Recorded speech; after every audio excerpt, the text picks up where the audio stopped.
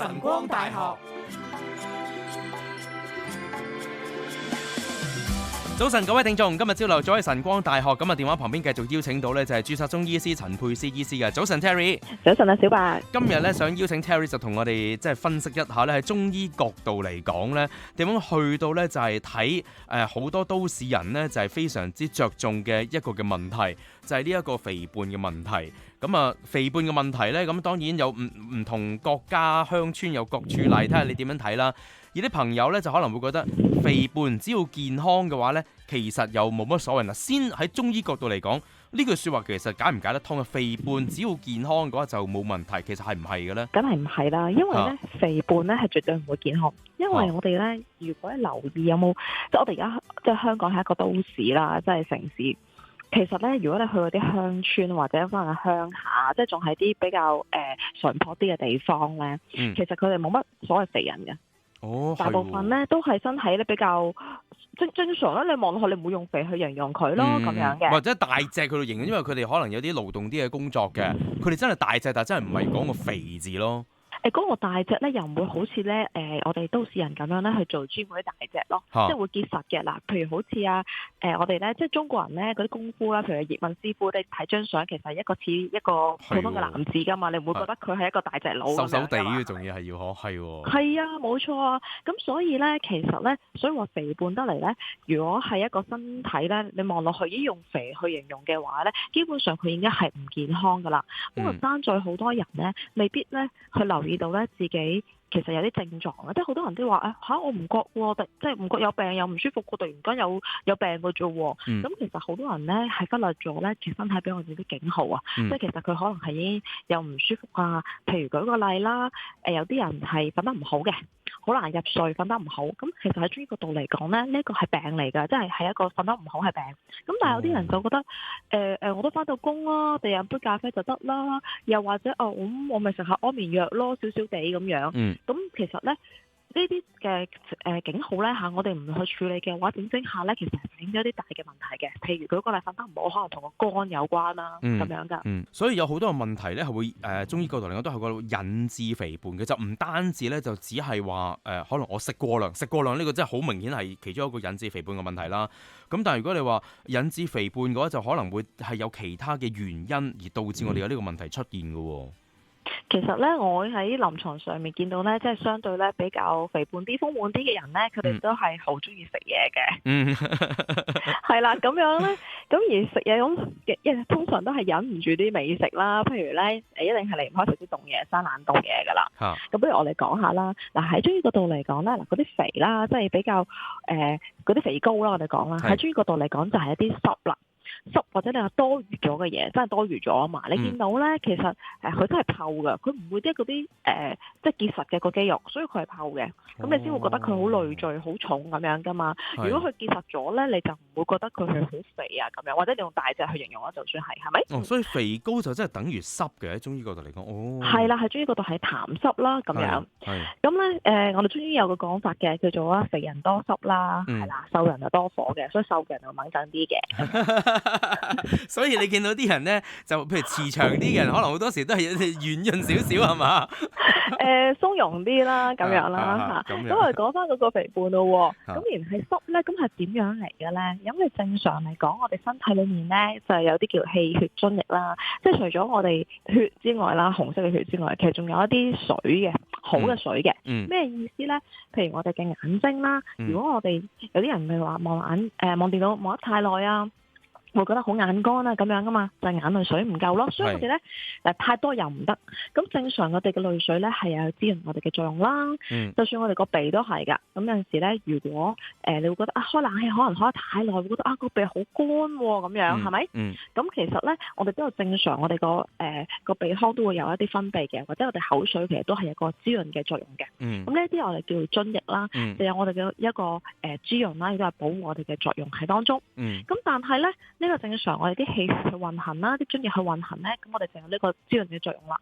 咁但係如果我哋氣血唔夠，即係氣唔夠推動唔到啲水去行嘅時候咧，佢就會積聚咗喺度，積聚咗喺度咧，久而久之咧，我就變咗濕啦。咁呢個痰濕咧，濕咧就稀啲嘅，痰就結啲嘅咁樣。咁所以我哋叫嗰啲所謂嘅肥膏啦，我哋叫做痰濕啦。哦，即係結啲嘅個感覺上又啱喎，即係形容得都幾好喎。呢個即係中醫極嚟講。係啊，咁所以咁點解我哋個氣又會唔夠咧？咁我哋又係會數翻啦。中醫講咧，一定係同個脾胃好有關係嘅。所以你見到有陣時嗰啲譬如圓潤少少嘅人咧，即係佢跑步嘅時候好快脆就冇氣，即係可能因為氣唔夠啦，係嘛？係啦，同埋都行唔到。啲氣行唔喐啦，係啦，咁同埋咧，我哋睇到佢嘅喎，即係佢，因為你有冇發覺肥真係大家會覺得，肥一定肥肚腩先㗎嘛，一般，或者所謂中央肥胖儲能量咁樣好似我，係啊，中間點解咧？因為嗰個正正係個脾胃嗰個位置啊。咁如果咧嗰個脾胃比較虛弱嘅時候咧，我哋嗰個啲濕咧，即刻咧就喺嗰個脾胃附近咧個積聚咗先，所以就係中間嗰個位置咯。咁我哋點樣積聚咧？咪就係生冷凍嘢咯。因為我哋又要講翻點樣消化啦。因為我哋嘅食物咧落到我哋其實咧消化開始已經係由個咀嚼開始㗎，喺個口度消化啦，即係咬啲啦，即係咀嚼咗，然後咧就落到去個胃，個胃咧就好似一個煲咁樣。咁樣咧好似我哋煲湯咧，我哋係咪需要俾啲材料啦，加埋啲水，你要煲佢噶嘛，係咪？要加熱噶嘛。係啊。咁如果我哋成日飲凍嘢咁樣，個身體係咪要凍？即係你整啲冰水落去，咁身體係咪要加多啲熱能去煲滾佢咯？係啊，冇錯。又或者本來好熱噶啦，我哋幾啊37度嘛，係咪？你倒啲冰水落去，咪炸咗落鍋度咯。咁跟住嗰啲蒸氣就變到濕啦，係嘛？咁就傷咗個鍋咯，傷咗個鍋，係啦，咁所以傷咗身啦。咁所以我哋食生冷凍嘢嘅時候，又會令到我哋個胃咧個功能咧減退咗啦，因為令到佢冇咁熱啊嘛，身體又要嘥能量咧去整熱佢咯。咁我哋都市人真係你估好健康咩？好多能量咩？係咪？咁我就浪費咗啦。又或者炸咗佢啦，即係飲啲凍嘢、生冷凍嘢，咁所以令到咧嗰個胃咧脾胃比較弱。咪先嗱，如果係咁樣嘅話嗱，我又當係一個普通嘅人喺度問問題啦。醫師，如果我要用多啲力去到整翻熱嗰個，因為佢食咗生冷凍嘢啊嘛喺個胃嗰度，咁我要整翻熱佢，我要用翻多啲能量噶咯。咁嗰個能量咪即係可以我用多咗力量咁我 push 佢，咁我咪一樣消耗翻好似做運動咁樣咯，會唔會嘅咧？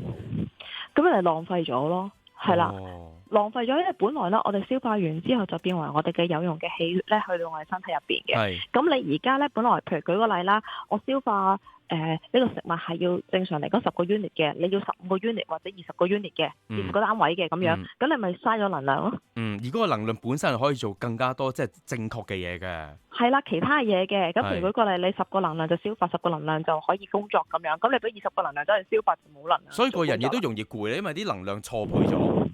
冇錯啦，浪費咗。係。咁所以咧，點解個肥胖嘅話咧，你會其實好常見咧，嗰啲 patient 咧，其實係好容易咧，所謂直腸直肚嘅，其實佢好容易肚屙㗎。即係佢哋以為自己，我大便好暢順，覺得自己消化係冇問題啦，其實唔係嘅，因為咧嗰啲食物咧，就算頭先講啦，由個口啦去到係肛門啦，離開我哋身體啦嚇，其實係需要12小時嘅。有陣時咧，佢哋好容易咧就去洗手間啦，基本上食完好冇啦，又要放出嚟啦。